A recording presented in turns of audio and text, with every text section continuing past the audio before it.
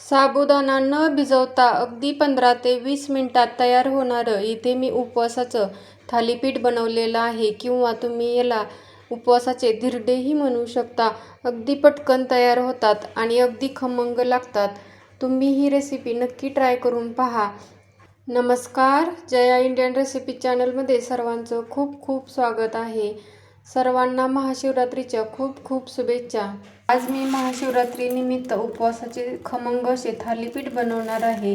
त्यासाठी या वाटीने बरोबर अर्धी वाटी साबुदाणा घेतलेला आहे आणि आपल्याला काय करायचं आहे, हा साबुदाणा आहे ना तो बारीक करून घ्यायचा आहे. ते मी एक मिक्सरचं भांडं घेतलेलं आहे, त्याच्यामध्ये हा सर्व साबुदाणा टाकून घेते.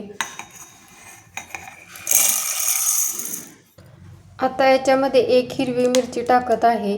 तुम्ही तुमच्या आवडीप्रमाणे हिरवी मिरची टाकू शकता. अर्धा इंच आलं घेतलेलं आहे. आल्याचेही मी अशा पद्धतीने तुकडे करून टाकते. आता हे सर्व साहित्य आपल्याला एकदम असं बारीक करून घ्यायचं आहे. इथे बघा, अशा पद्धतीने मी साबुदाणा छान असा बारीक करून घेतलेला आहे. अगदीही पावडर केलेली नाही.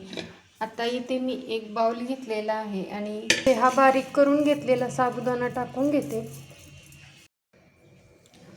या वाटीने अर्धी वाटी मी साबुदाणा घेतलेला होता. बरोबर त्याच वाटीने अर्धीच वाटी इथे आपल्याला पाणी घ्यायचं आहे आणि पाणी पूर्ण ओतलेलं आहे.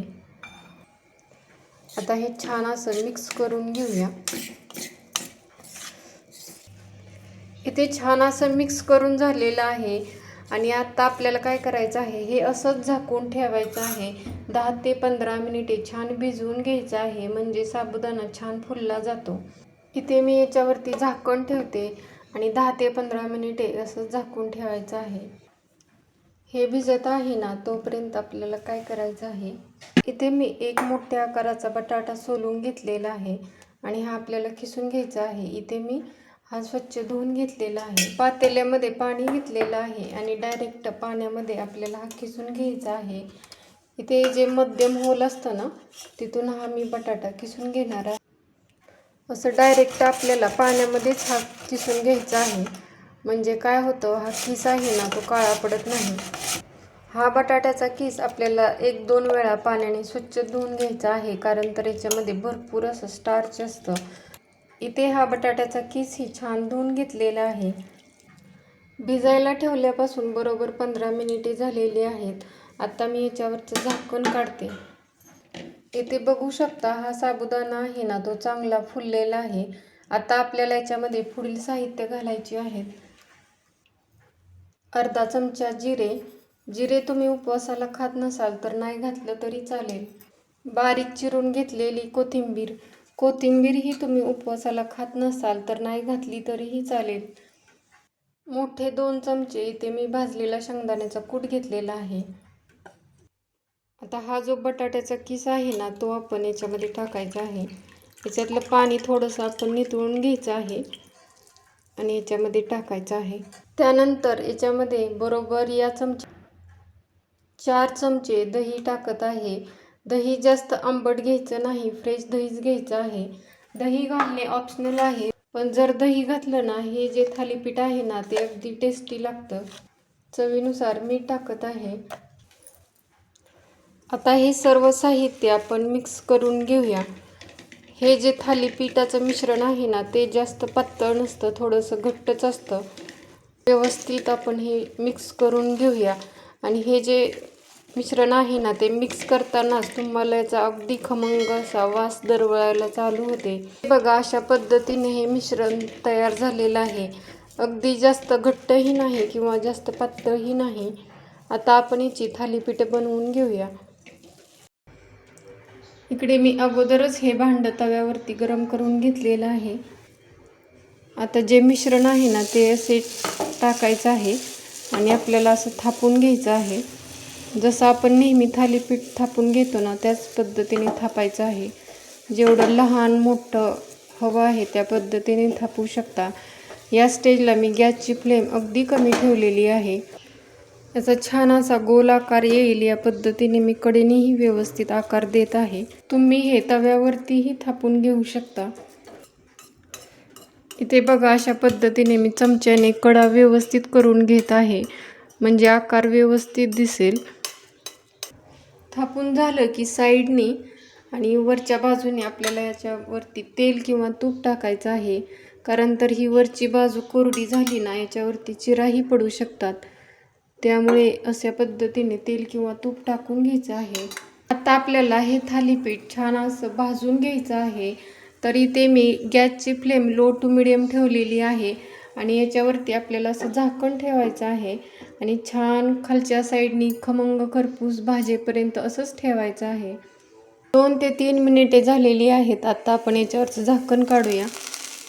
इथे बघू शकता याच्या कडा अशा आपल्याला सुटल्यासारख्या दिसत आहेत, म्हणजे खालच्या साईडनी हे थालीपीठ छान असं भाजलेलं आहे. आता हे उलथून घेऊया.